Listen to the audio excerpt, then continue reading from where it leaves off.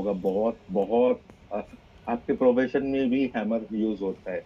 Hammer किसको बोलते हैं, हैमर जनरली किसको बोलते हैं, आपके प्रोफेशन में भी होती है और अपने जनरली टूल में भी आती है। हैमर का मतलब हो गया एक हथौड़ा।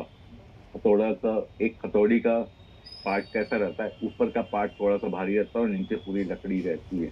तो कुछ कुछ इस तरीके से रहता है, कुछ कुछ इस तरीके से। ये जो आपका पिक्चर बना हुआ है नीचे में, ये हैमर, ये मालूम है सबसे स्ट्रॉन्ग स्ट्रॉन्ग कहते हैं वो, करते हैं। यहाँ तक कि हम चार्ट में भी अगर हम हैमर खोजना चाहें तो खोजेंगे और लाइव देखते हैं, हमेशा देखते हैं जब जब मार्केट के अंदर में हैमर बना है।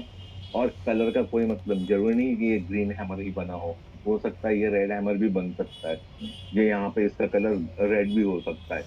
तो इसीलिए, लेकिन हैमर एक ऐसा स्टिक कैंडल है, ऐसा कैंडल स्टिक है जो कि पूरे ट्रेंड को रिवर्स करते हैं। ये भी एक पैटर्न है जो ट्रेंड को रिवर्स कर रहा है। जनरली हम क्या है, पैटर्न वहीं ढूंढते हैं जहां वो मेरा ट्रेंड रिवर्स हो, यानी मेरा जो लॉन्ग का सौदा है वो आपका नीचे जाए, या नीचे का जो सौदा है वो ऊपर जाए।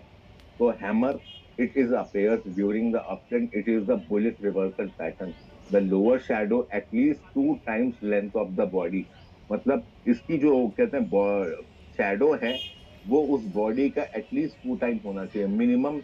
जितनी बड़ी बॉडी बनाया है ना उससे, ये मीन्स छोटा सा क्या कहते हैं, ऐसा बस छोटा सा स्टिंग है इसका, छोटा सा शैडो है, वो हैमर नहीं कहलाएगा। हैमर का मतलब है प्रॉपर कि मार्केट को बहुत नीचे तक खींच के ले गया, लेकिन थोड़ा ऊपर आके वो क्लोज हुआ। अगर ग्रीन बनाया तो बहुत अच्छा है वहां पे, और रेड भी बनाया तो भी ठीक है। और सबसे बड़ी चीज हमको वेट करना है फिर अगली कैंडल का, अगली कैंडल का वेट करना है। तो अगली कैंडल अगर मेरी वहां ग्रीन बन रही है तो मेरे लिए बहुत अच्छा है कि वहां वहां पे मैं ट्रेड ले सकूं प्लस के लिए। They should know upper shadow और वेरी स्मॉल अपर शैडो। वहां पे ये बोलना चाह रहा है कि इसके ऊपर में, यहाँ कोई ऊपर में कोई शैडो नहीं है, या शैडो होती भी तो बहुत छोटी सी, बहुत माइनर सी शैडो होती है, जिसको हम देख सकते हैं। जैसे हेमर में रहता है कि ऊपर का पार्ट बहुत छोटा सा होता है, लेकिन जनरली उसका बड़ा पार्ट नीचे की तरफ होता है जिससे हम जिसको पकड़ते हैं। तो ये वही चीज यहाँ पे बोल रहा है। The colour of body is not important. जो मैंने बताया कि बॉडी का कलर इम्पोर्टेंट नहीं होता। अगर वो रेड है तो भी ठीक है, ग्रीन है तो और ज्यादा ठीक है। और इसका trading room long position can entitled by the risk taker at the same day after ensuring that the days of form of the hammer of the risk assured will initiate the trade of the next day only after assuring the second day of green candle has a form. Please stop loss below the low of the hammer. वो यही बताना चाह रहा है, जो आपका आपका stop loss होना चाहिए इससे थोड़ा सा नीचे होना है, थोड़ा सा ही नीचे होना चाहिए। कि अगर आप ये रिवर्सल पे कोई ट्रेड लेना चाह रहे हो, रिवर्सल पे कोई ट्रेड लेना चाह रहे हो हैमर के ऊपर में, कि यहाँ से आप लॉन्ग करना, तो यहाँ पे भले आप बाई करो, ये कैंडल बनने के बाद आप बाई करो, लेकिन आपका स्टॉप लॉस इस स्टिंग जो इसकी है शैडो है, उस शैडो से 1 रुपए नीचे ही रखो, 1 रुपए 2 रुपए नीचे ही रखो। एकदम शैडो के एंड पे मत रखो, वहां से 1-2 पॉइंट नीचे ही रखना चाहिए अपने स्टॉप लॉस को। और इसका ही उल्टा मालूम में क्या होता है, इसके उल्टे को हम बोलते हैं शूटिंग स्टार। एक तरफ जो जो मेरा लॉन्ग के लिए उसको हैमर बोलते हैं, और जब मार्केट नीचे से ऊपर आ रहा है और ऊपर जाके ऐसा कुछ वो बना रहा है, ऐसा ये कैंडल बना रहा है, इसको हम शूटिंग स्टार बोलते हैं। शूटिंग स्टार का मतलब है कि हम बहुत बार देखते हैं ना, आसमान में कोई तारा टूट गया ऐसा जाता रहता है। तो क्या रहता है कि आगे एक बॉडी रहती है और पीछे उसकी टेल रहती है। तो कुछ इसी तरीके का है कि ये शूटिंग स्टार कुछ इस तरीके का है कि ऊपर की तरफ इसकी टेल है यानी शैडो है, और नीचे की तरफ इसकी बॉडी, इसमें भी इसकी बॉडी का टू टाइम्स होना चाहिए। जो हैमर के लिए पॉजिटिव साइड में होता है, ये इनके लिए नेगेटिव साइड में, जस्ट ये मिरर कॉपी है। जहां हम हैमर को लॉन्ग पोजीशन के लिए रखते हैं, यहाँ पे शूटिंग स्टार बनता है, तो इसको हम अपना शॉर्ट पोजीशन के लिए रखते हैं। तो जनरली दो ही चीज होती है, आइदर देखो बाई होगा या सेल होगा, तो दो ही होगा, या तो प्रॉफिट आएगा या तो नुकसान होगा। तो यहाँ यहाँ पे वही पैटर्न भी जो बनता है वो पैटर्न भी हम दो ही चीज के लिए ले सकते हैं। कोई ऐसा थोड़ी नहीं कि पैटर्न लेके हम साइड बिजनेस में बैठे रहे, नहीं होता ना। तो जनरली हम इसके लिए ही यूज करते हैं कि अगर पैटर्न बन रहा है तो दो तरह के पैटर्न बनते हैं, आइदर या तो ऊपर से नीचे की तरफ आता है या नीचे से ऊपर की तरफ जाता है। तो यहाँ पे जैसे हैमर था, वैसे ही आपका शूटिंग स्टार होता है। क्लियर हुआ ये आपको? कल पता नहीं रिकॉर्डिंग मैंने ऑन की थी फिर भी रिकॉर्ड नहीं हुआ, लेकिन आज देखा है मैंने कि रिकॉर्डिंग चालू है। क्लियर हो गया है सर। Recording in progress. हाँ, ठीक है। उसके बाद बुलिश एंगल्फिंग, इसको बस यहाँ पे ज्यादातर आपको ना फोटो देख के ही समझना है कि किस तरह के पैटर्न को हम क्या बोलते हैं, और उस पैटर्न से वो आइदर बुलिश के लिए है या बेरिश के लिए, बस यही चीज है। तो यहाँ बुलिश एंगल्फिंग यानी नाम में ही बुलिश है। तो वो कैंडल कैसी है? पहली वाली जो रेड कैंडल बनाई है उससे थोड़ी सी बड़ी होनी चाहिए, और उसकी बॉडी उस कैंडल को कवर करनी चाहिए। वो पूरा चीज यही लिखा है, देखो। In this pattern first candle is long red candle which close near it's low, second candle a long green candle which close near high first candle, it is completely overshadowed by the second candle. Means जो पहली वाली candle है उसको पूरा ढक देना चाहिए। यानी अगर आप इसको देखो तो ये इसको पूरा ढकता है यहाँ पे। तो ये भी कैंडल ऐसा हो गया कि ये भी रिवर्सल के लिए ही है, कि अगर कोई चीज कोई रेट ऊपर से नीचे की तरफ आ रहा है तो नीचे से ऊपर की तरफ भी जाएगा। इसका भी ट्रेडिंग रूल्स पढ़ लेते हैं। Rest taker initiate long trade at the close of the second candle.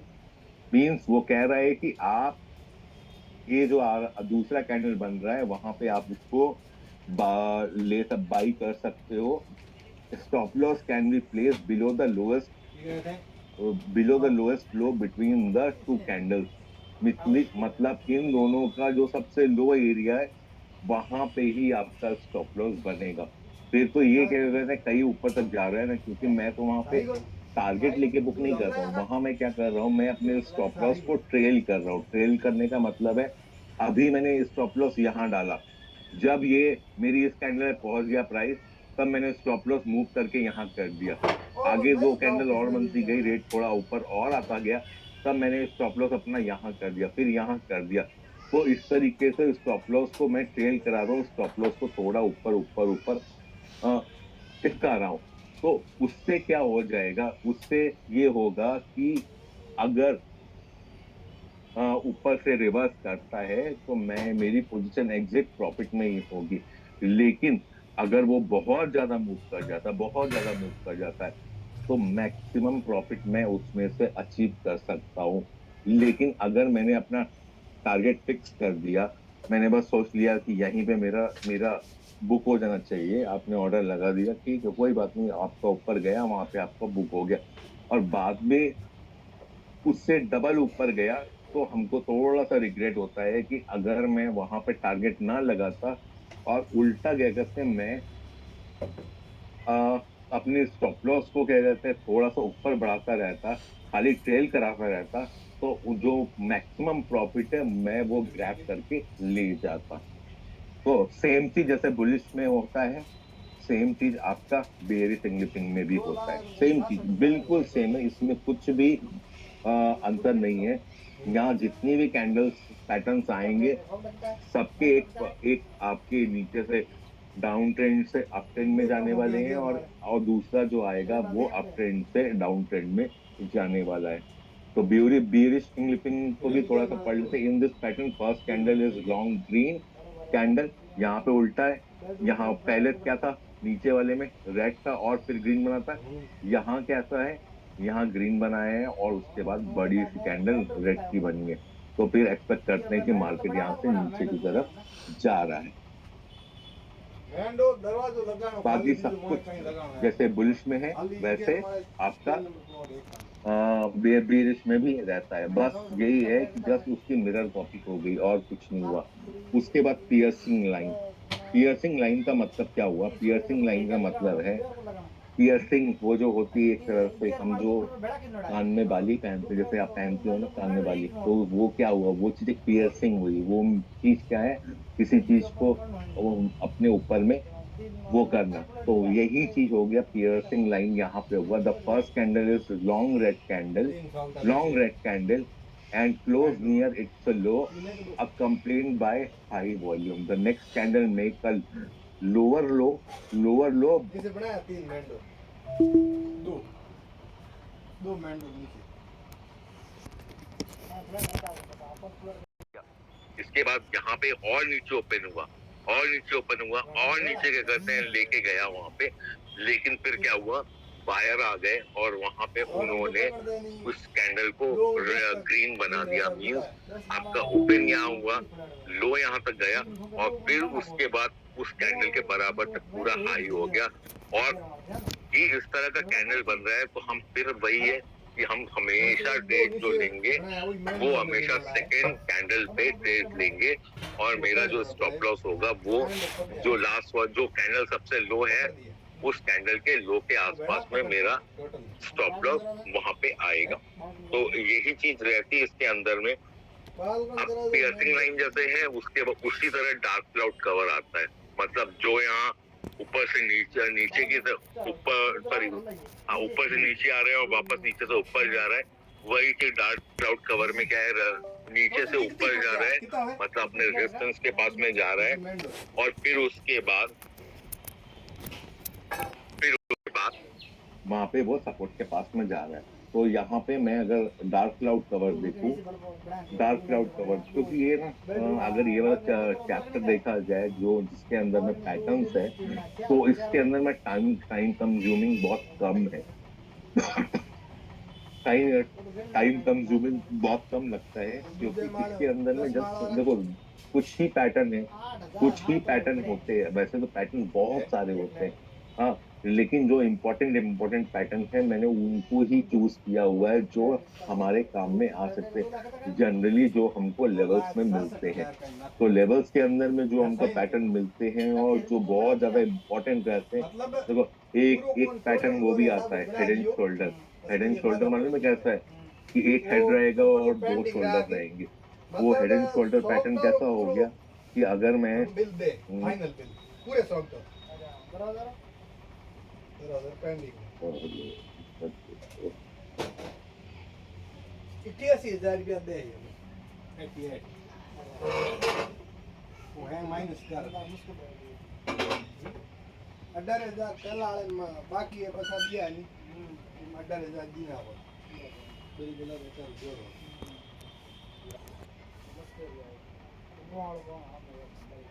ठीक है। तो हेड एंड शोल्डर पैटर्न का मैं बता रहा था।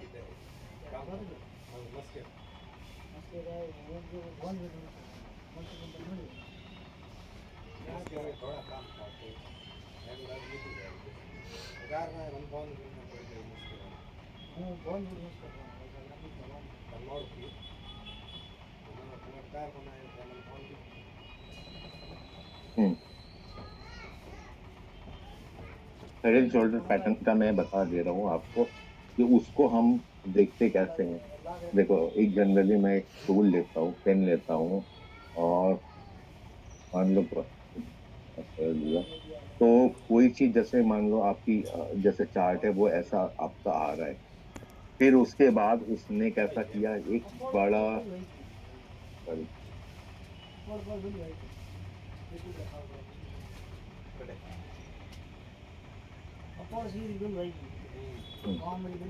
ऐसा जा रहा है, फिर उसके बाद एक बड़ा सा ऐसा जा रहा है, और फिर उसके बाद ऐसा फिर से बन रहा है। तो ये क्या हुआ मालूम है, देखो ये दो शोल्डर हो गए और ये एक हेड हो गया। तो इसको हम काउंट कैसे करते हैं, जनरली अगर हम देखा जाए तो रेजिस्टेंस जो है वो इस लाइन के आसपास में ही पहुंच रहा है। मतलब क्या हुआ, तीन पहाड़ बन रहे हैं लेकिन दो जो साइड के पहाड़ है वो छोटे छोटे हैं और बीच वाला बड़ा बना रहा है, बड़ा वाला बना रहा है। तो पहले बाजार ऊपर गया, फिर नीचे गया, फिर उसने एक बड़ा सा बाजार बहुत ऊपर गया, फिर नीचे गया, फिर बाजार थोड़ा ऊपर गया और फिर नीचे गया। तो जनरली अगर इस तरीके का पोजीशन आप देखते हो लेकिन ये थोड़ा लॉन्ग पीरियड में है। मतलब ऐसा नहीं है कि 5 मिनट और या 15 मिनट में आपको ऐसा दिख जाए। और इसमें कैंडल बहुत सारी लगती है। जब डे कैंडल के अंदर में डे कैंडल को हम देखते हैं और डे चार्ट देखते हैं, उसमें इस तरीके का पैटर्न दिख जाए, तो देखो जो इसका रेजिस्टेंस है ना, जो ये पॉइंट है, उस पॉइंट से ये पॉइंट को गिनो कितना हुआ, वो उसको गिनो। और उसका जितना पॉइंट हुआ, फॉर मान लो कि अगर इस पॉइंट से लेके इस पॉइंट तक डिफरेंट तुम्हारा 100 का है,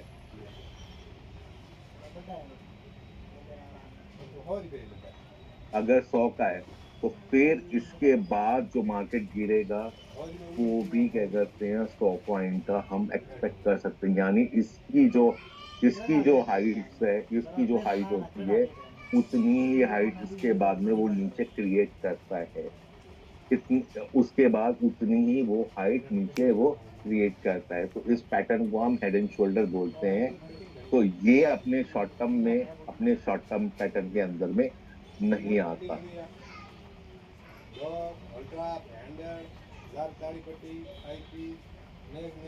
चलो इधर हम वापस आते हैं डार्क क्लाउड कवर में। मतलब तो फिटिंग पूरी है। ये डार्क क्लाउड बात कवर बताओ। आपको क्लियर हुआ कि इसके अंदर में हम किस तरीके से करते हैं। हाँ ये क्लियर हो गया सर। ठीक है, अब हम चलते हैं थोड़ा सा। आ, अपने को लगेगा कि अपन यहाँ पे गाली यूज कर रहे हैं, बट वो नाम ही ऐसा है तो हम उसमें कुछ कर नहीं सकते। एक्चुअली ये सब वर्ड आए हुए हैं जापान से। तो इसमें एक आता है कैंडल, वो होता है बुलिश हरामी। तो हम वैसे ही पढ़ते हैं बुलिश हरामी। ये कैंडल कैसे होता है, ये भी कैंडल ऊपर से कुछ कैंडल्स रेड बने जा रहे हैं, और वहां पे इसकी बॉडी से, बस इसकी बॉडी में ही ये नई कैंडल फॉर्म हो गई। भले इसकी जो बॉडी है, इसकी बॉडी में ही the second candle day open higher than the close of the previous day, lower than the green candle contained completely within the previous red candle। Means green candle जो है वो रेड कैंडल के body में ही पूरा का पूरा, कहते हैं, चाहे उसका जितना भी स्टिंग हो, यानी जितना भी शेडो हो, वो पूरा उसकी बॉडी में ही आ जा रहा है। तो फिर हम एक्सपेक्ट करते हैं, उस कैंडल को हम बोलते हैं बुलिश हरामी। तो जनरली इस तरह की जो कैंडल होती है, इसका जो रूल्स होता है, risk taker initiate a long trade on the next day after the high break the second candle। Means इनका भी कहना यही है कि आप अपना ट्रेड जो है वो इनिशिएट कर सकते हैं लॉन्ग के लिए, जब सॉरी इस तरह का कैंडल बन रहा है, तो ये वाली कैंडल के ऊपर में हम वहां पे ट्रेड इनिशिएट कर सकते हैं। और इसका जो लो होगा वही मेरा स्टॉप लॉस कहलाएगा। वही मेरा स्टॉप लॉस कहलाएगा। तो जनरली अगर हम ट्रेडिंग का थंब रूल देखें, तो मिनिमम मेरे ट्रेडिंग के अंदर में 2:1 का वो रिवॉर्ड रिस्क आपका होना चाहिए। यानी अगर मेरा ये कैंडल से ये कैंडल के बीच में 10 पॉइंट का है, तो मैं एक्सपेक्ट करता हूँ कि मिनिमम 20 पॉइंट में यहाँ से बढ़े, तो मैं मिनिमम 20 पॉइंट में उसको एग्जिट करूँ। हाँ, आप कभी 5 पॉइंट या 10 पॉइंट में एग्जिट कर दोगे तो नहीं चलेगा ना, क्योंकि आपने स्टॉप लॉस जब इतना बड़ा रखा हुआ है, तो टारगेट भी तो फिर बड़ा ही रखना पड़ेगा ना। क्योंकि वैसे अगर आप जैसे ट्रेड कर रहे हो, मान लो एक दिन भी गलत हुआ, एक दिन भी गलत हुआ, तो मान लो दो ट्रेड करके आपने 5-5 पॉइंट में, 5-5 पॉइंट में दो ट्रेड करके आपने प्रॉफिट किया है, और तीसरे वाले ट्रेड में as a stop loss 10 point का रखा है, तो क्या हुआ, तीसरे ट्रेड में तो आपका वो पूरा का पूरा पैसा ही गया ना। कि जो दो में आपने कमाया, वो तीसरे ट्रेड में पूरा चला गया पैसा। तो इसीलिए अपने रिस्क मैनेजमेंट के अंदर में जो अपना ट्रेड है, उसके अंदर में मिनिमम अपना 2:1 रखना ही चाहिए। देखो 3:1 हो गया, 4:1 हो गया, वो आपका रिवॉर्ड है वो। लेकिन मिनिमम 2:1 तो आप रखोगे ही ना। उसके नीचे क्या रखोगे, उसके नीचे रख ही नहीं सकते। तो इसी तरह जैसे अपना बुलिश हरामी है, वैसे ही अपना आता है बेरिश हरामी। तो इसमें भी जस्ट उल्टा ही है, वाइस वर्सा है। कि अगर कोई चीज नीचे से ऊपर आ रही है और वो वापस वहां पे इस तरह का कैंडल फॉर्म हो रहा है, जो कि रेड कलर का है, और वो मेरे ग्रीन वाली जो बॉडी है, उस बॉडी के बराबर में वो कैंडल फॉर्म हो रहा है, तो वहां पे हम एक्सपेक्ट करते हैं कि नई जो कैंडल बन रही है वो मेरी रेड कैंडल बनना स्टार्ट हो जाए। तो इस तरीके की चीज इसमें होती है। एक सेकंड ना, पे बुलिश था वैसे ही आपका बेरिश है, इसमें भी सेम चीज है। अपना ट्रेड लेने के लिए इसमें जनरली अगर आपको ट्रेड लेना है तो जैसे फ्यूचर में ट्रेड ले रहे हैं या फिर इंट्राडे सेल का ट्रेड ले रहे हैं, तो कई बार जैसे मार्केट अपना नेगेटिव जाता है तो हम बेच के भी उस दिन काम करते हैं और प्रॉफिट करते हैं। तो उस समय इस तरह के ट्रेंड अगर बन रहे हैं, जनरली रिवर्सल हो रहा है अपने रेजिस्टेंस के पास में, तो हम इस तरीके के ट्रेड इनिशिएट कर सकते हैं जहां मेरा जो हाईएस्ट पॉइंट है यही मेरा स्टॉप लॉस है, और उसके बाद अगर ये नीचे और जाए जा रहा है तो मुझे प्रॉफिट ही आ रहा है। तो देखो, दो तरीका है प्रॉफिट बुक करने का, इधर वही जो मैंने अभी समझा, या तो अपने स्टॉप लॉस को ट्रेड कराओ जिससे आप मैक्सिमम प्रॉफिट ले सकते हो, या तो फिर एक टारगेट रख लो और अपने मन को समझा लो कि मैंने मेरे को 20 पॉइंट चाहिए, 20 पॉइंट आ गया बस खत्म। उसके बाद वो स्क्रिप्ट को मैं अपने वॉच लिस्ट से ही डिलीट कर दूंगा, चाहे वो डबल बनाए चाहे वो ट्रिपल बनाए, सामने रहेगी वो स्क्रिप्ट। तो मेरे को बार बार रिग्रेट होता रहेगा कि अरे मैंने उसको इतनी जल्दी क्यों काट दिया, वो तो बहुत भाग गया, बहुत भाग गया। तो इस तरह की चीज होती है ट्रेडिंग के अंदर में, इस तरह का एक्सपीरियंस आता है। तो सबसे अच्छा ये है, जैसे ही प्रॉफिट आपने बुक कर लिया उसके बाद वो स्क्रिप्ट को अपनी स्क्रीन से हटा दो तुरंत, क्योंकि वो अगर सामने रहा तो आपकी नेक्स्ट और अगली जो ट्रेडिंग होगी उसको डिस्टर्ब कर सकता है, सिर्फ इसलिए क्योंकि वहां पे आप इमोशन में फंस जाते हो और कहीं ना कहीं ये चीज रिग्रेट करते हो कि अगर मैंने इतनी जल्दी क्यों काट लिया। या तो फिर क्या कहते हैं अपना ये ट्रेल स्टॉप लॉस लगाओ, उसके पीछे बस पड़े रहो। आप वो हो सकता है आपको 4:1 5:1 करते करके आपको बना के दे दे, तो जितना एक्सपेक्ट नहीं किया तो उससे डबल दे दिया, ट्रिपल दे दिया। तो होता है कई बार ऐसा, कई बार होता है कि जिसके अंदर जैसे डिक्सन टेक्नोलॉजी, एक दिन मैंने ट्रेड लिया था। आ, वो ट्रेड जिस वक्त मैंने इनिशिएट किया था उस समय उसका ऑप्शन का प्राइस ओनली 170 था। मैंने अपना ट्रेल स्टॉप लॉस उसके पीछे रखा था, हालांकि वो 170 से 160 तक गया, लेकिन मेरा था ट्रेल स्टॉप लॉस 165 तक था। तो ये 170 से वापस वो भागा, वो 180, 190, 200, मैंने अपना स्टॉप लॉस उठा के 180 पे रख दिया जब वो 200 पे आया। फिर उसके बाद वो 200 से 210, 15, 213, तुरंत जंप किया 250, 300। मैं यही सोचा रही ये रुकेगा कब, तो मैं बस खाली अपने स्टॉप लॉस को ही टेल किए जा रहा हूँ, जबकि वहां पे मैं देखे जा रहा हूँ प्राइस भागे जा रहा है, भागे जा रहा है। तो ये चीज इस तरह की सिचुएशन कभी कभी आती है, तो जहां पे मुझे लेना था, और वो हुआ क्या, उसने बनाया हाई 340, लेकिन ट्रेल स्टॉप लॉस में वो ऑर्डर को मॉडिफाई करते करते मेरे को लेट हो गया, तो लास्ट में जाके 310 में वो पोजीशन जाके कट गई मेरी, 310 पे वो मेरा एग्जिट हो गया। लेकिन फिर भी 170 से 310, तो इतने पॉइंट्स होते हैं ना, और वो लॉट है 250 का, तो इतना बड़ा अगर प्रॉफिट हो रहा है तो कहीं ना कहीं कुछ है। और उस दिन क्या कहते हैं डिक्सन टेक्नोलॉजी में हो भी रहा था, जो कि स्कैनर में मैं देखा था, तो वो उस दिन सबसे ऊपर में ही आया था। और आज भी वही हुआ डिक्सन टेक्नोलॉजी के अंदर में, जो मोबाइल पार्ट बनाते हैं अपने इंडिया में, आज भी उसके अंदर में रैली थी मोबाइल्स के और लैपटॉप्स के पार्ट बनाते हैं। ये क्यों हो रहा है, अचानक से इतना बढ़ क्यों रहा है, क्योंकि आपने शायद न्यूज में अभी पढ़ा होगा कि बहुत जल्द ही इंडिया में जो अपना लैपटॉप है वो बैन होने वाला है, इम्पोर्ट, और उसकी जगह क्या करते हैं रिलायंस के जो जियो के लैपटॉप है वो बिकेंगे।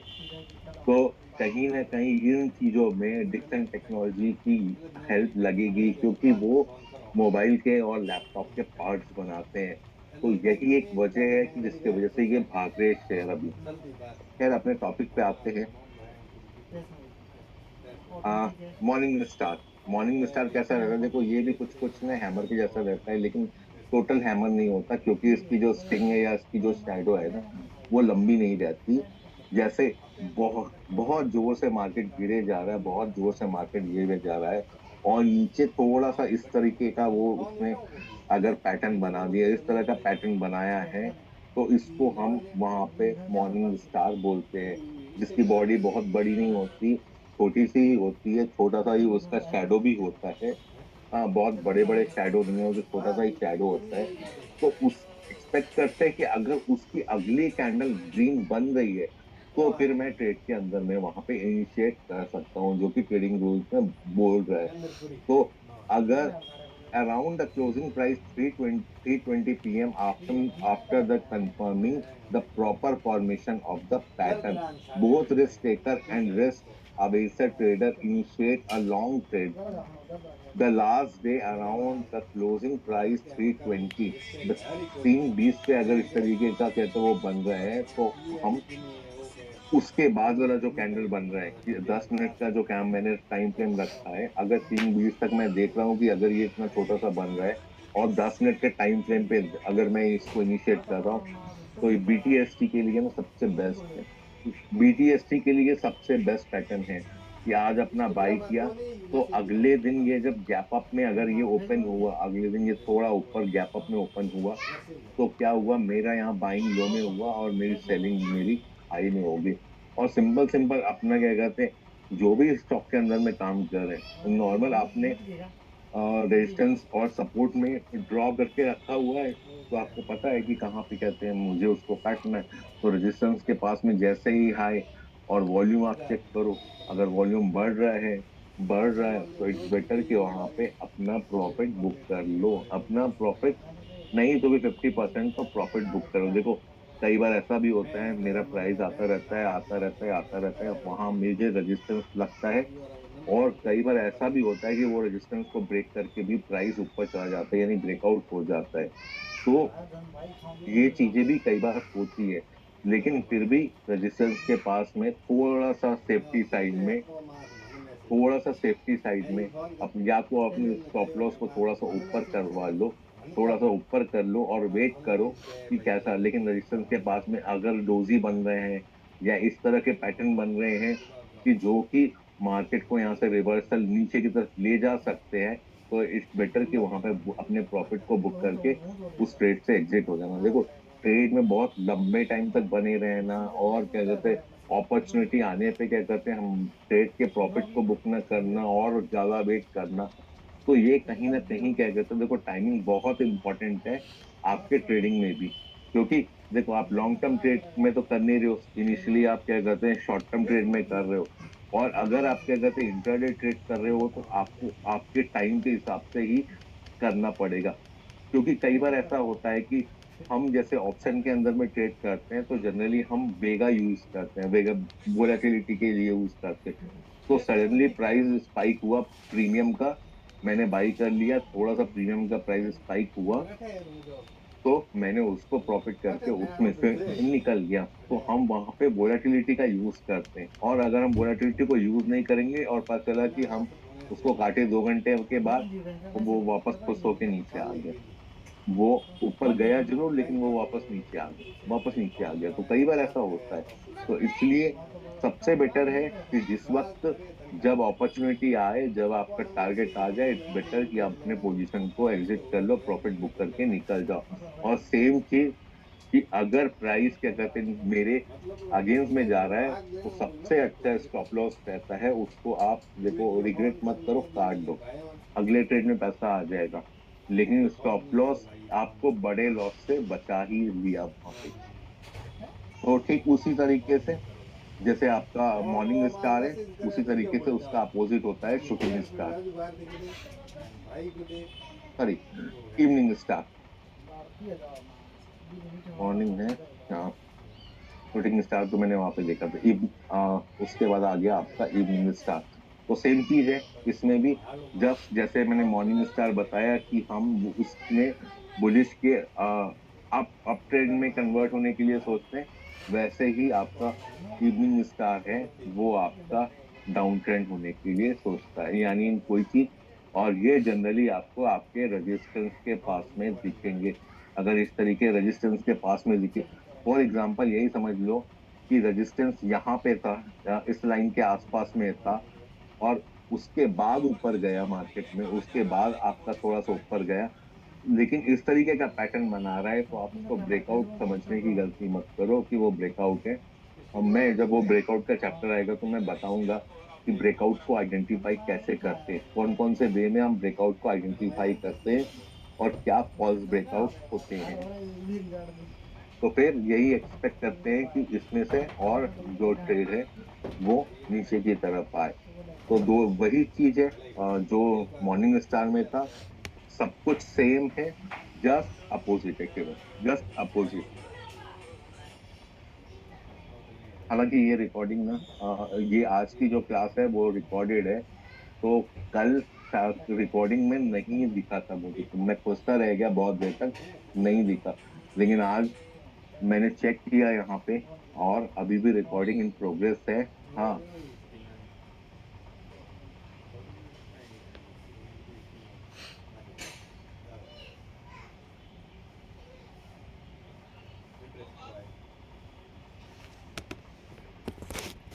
हाँ रिकॉर्डिंग चालू है आपकी।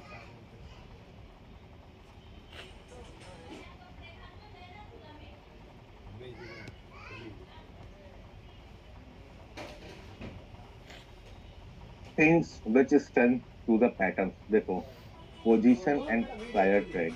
तो जो चीज मैंने बताई थी कि कहाँ पे क्या पोजीशन है और किस तरीके का पुराना ट्रेंड रहा है। देखो, कई बार ऐसा भी होता है कि ट्रेंड ही आपका डाउन है और इस तरीके का है, तो वहां पे हम एक्सपेक्ट करते हैं कि ट्रेंड चेंज हो जाए। लेकिन लेकिन यहाँ पे एक चीज और बोल रहा है कि जितना बड़े से बड़ा टाइम फ्रेम आप रखोगे और वहां पे इस तरीके के पैटर्न्स को अगर हम देखते हैं, तो वो मेरे पैटर्न ज्यादा मुझे कंफर्म करते हैं और ज्यादा स्ट्रेंथ देते हैं और ज्यादा रिलायबल होते हैं। 5 मिनट, 10 मिनट, 15 मिनट के कैंडल के ऊपर का पैटर्न हम रिलायबल नहीं हो सकते, क्योंकि देखो जो बड़े ट्रेडर होते हैं, जैसे एफ आई से डी आई है, ये हमेशा और हमेशा बड़े लेवल पे ही काम करना जानते हैं। उनके माइंड में ये नहीं रहता कि मुझे यहाँ पे वो नीचे जाता जाता तो खरीदते जाते हैं, ऊपर बढ़ता जाता तो और बेचते चले जाते हैं। तो उनका वो क्या होते हैं, वो ना मार्केट के शार्क है। हाँ, वो मार्केट के शार्क है। तो उनके एक ट्रेडिंग स्टाइल पे हम फोकस थोड़ा सा कर सकते हैं कि हम भी क्या करते हैं, कुछ नहीं होता, ठीक, उतना पैसा नहीं है, लेकिन हम भी तो क्या करते हैं, बड़े लेवल्स के ऊपर में काम कर सकते हैं। जहां मैंने पोजीशन ली है, यहाँ जहां मैंने ट्रेड लिया है, ये स्विंग के लिए थोड़ा सा ठीक है। देखो, ऑप्शन के लिए नहीं, ऑप्शन में तो एक अलग तरह का वो हो गया, अलग तरह की अंडरस्टैंडिंग होगी बाइंग और सेलिंग की। लेकिन स्विंग ट्रेड के लिए ये एक चीज हो सकती है कि मैं अगर कुछ बड़े लेवल्स को जो कि डेली फ्रेम टाइम फ्रेम पे हो या वीकली टाइम फ्रेम पे हो, अगर वो मुझे वहां पे पैटर्न बनता हुआ दिख रहा है, तो वहां पे मैं लूं, क्योंकि वो मेरा बहुत ज्यादा रिलायबल होता है। साइज और shadow, bigger body size for 2-3 candles pattern, shadow 1 candle stick pattern makes pattern more stronger. तो 2-3 कैंडल का पैटर्न अगर उस तरीके का बन रहा है, यानी बेरिश हरावी बना और क्या कहते हैं इवनिंग स्टार भी बना, और दोनों दो तरह का आपको पैटर्न दिख रहा है वहां चार्ट में, तो आप एक्सपेक्ट कर सकते हो कि वहां पे वो प्राइस और नीचे की तरफ वो जा सकता है। तो वही चीज है, volume volume the supportive parameter and which we confirm the trend.